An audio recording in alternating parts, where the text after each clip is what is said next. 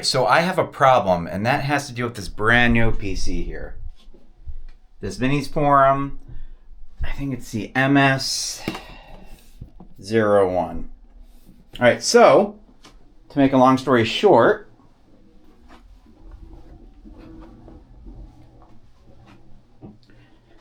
this computer right here has something that I'm lacking.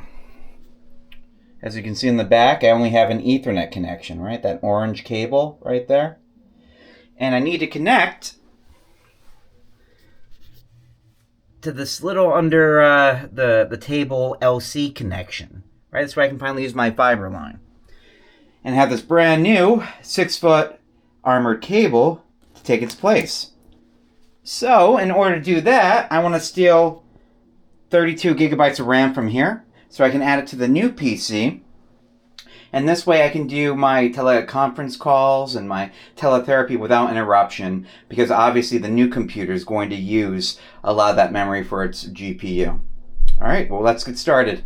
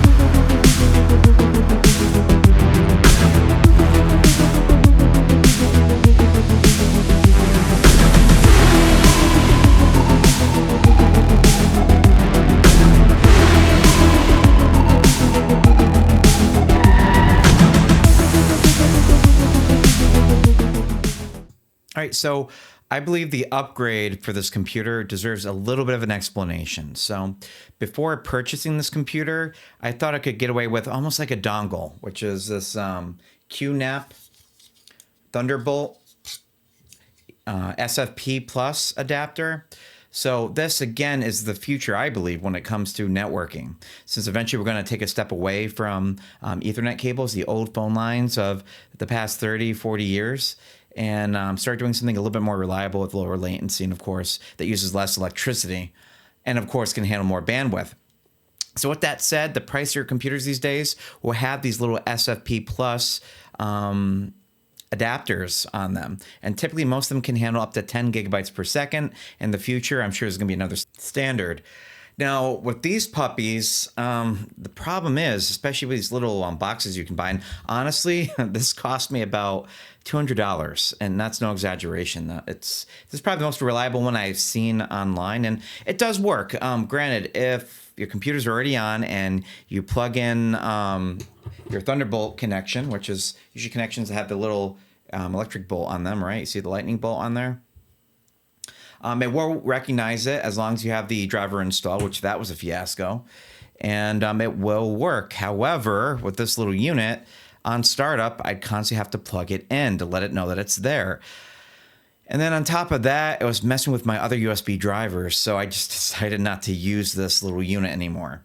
And so I said to myself, well, instead of trying to purchase another $200 unit, why don't I just purchase a $400 computer? I already have DDR5 RAM from other projects I've worked on in the past. So between that and the NVMe hard drives I already owned, and I did buy one additional one for this project, so I'd have 3 inside the unit, but I didn't need to. And so the total cost of this computer with the NVMe drive was maybe $480. But again, this has a SFP Plus unit as part of the motherboard and back, which typically when they're soldered in there, they're bulletproof, right? And just like I was able to boot the computer a second ago, after it came online and after I activated it, the networking card worked flawlessly. I didn't have to configure any settings. It didn't screw with any of my USB ports. I didn't have to download any drivers from more or less disreputable locations on the web, just because this company apparently got bought out a few months after I purchased it, about, was this a year and a half ago? Something like that. So with that said, it used to be lucrative to build your own computer. It used to be a lot cheaper too.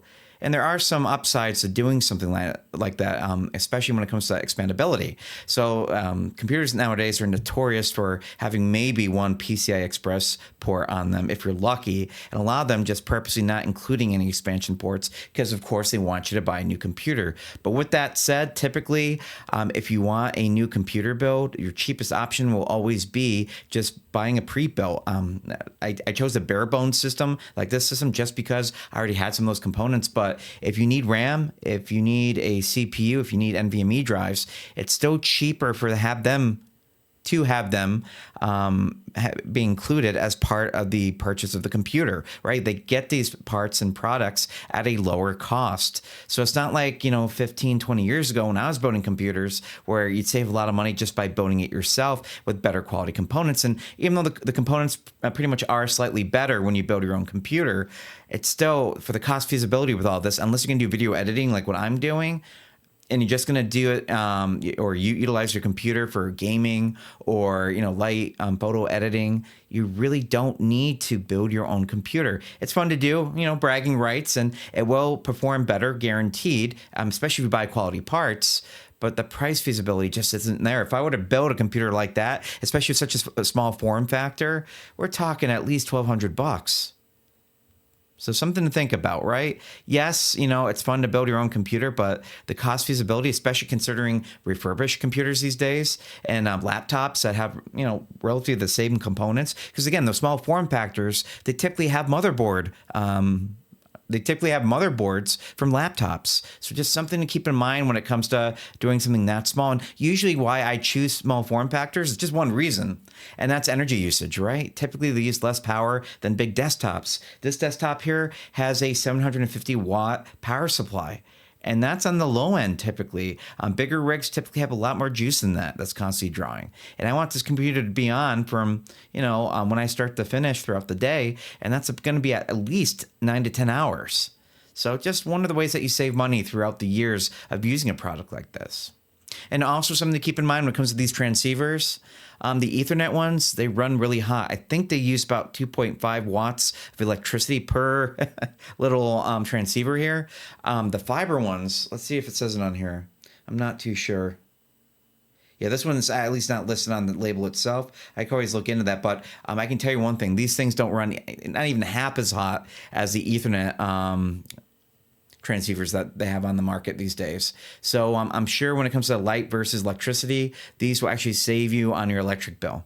So something else to keep in mind when it comes to trying to decide to use the old Category 8 Ethernet standard or to use the new LC multi-mode OM5 fiber optic networks. Right. The network switches, especially the ones that I purchase, have those SFP plus adapters in the back anyways. So you can just hot swap them in and out. But again, it's your preference, right? There are some reasons still to use Ethernet. And I think just the explanation today having to do with replacing a PC is one of them, right? A lot of the older units still very much use, even with the new 2.5 gigabyte per second networking Ethernet adapters in back. And in addition to that, I have yet to see any fiber situations that have power over Ethernet similarities, right? So typically it's just light. Doesn't provide any electricity that some network adapters and switches offer, right? So if you have a camera that's 300 feet away and you have to provide a data cable anyways, well, at least with Ethernet, depending on a power inserter, we have to buy one of those, you can actually do that when it comes to using that same Ethernet cable to power your camera. Fiber, I've yet to see a solution for that, but I'm sure there's one in the works. So with that said, hopefully you enjoyed today's lengthy video. I apologize in advance. I put a lot of thought and effort into today's video, and I wanted to show everybody the amount of effort it takes to upgrade a computer like this. So, all right. Well, stay tuned to our next episode.